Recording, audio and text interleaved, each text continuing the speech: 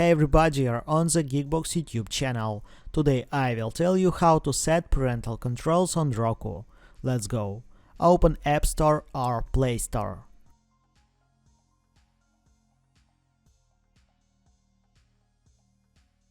Find and install Roku app.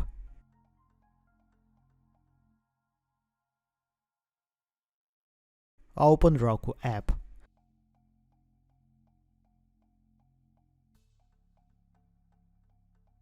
Sign in to your Roku account. Open Settings. Pin Settings.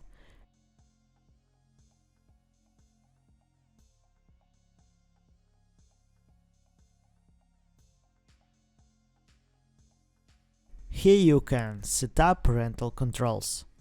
Don't forget to set a pin.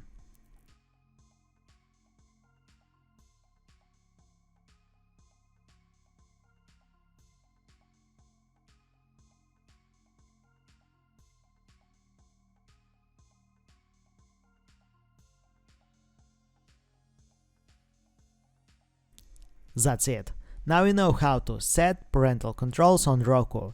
Thanks for watching, please like and subscribe to the channel. Good luck and see you soon.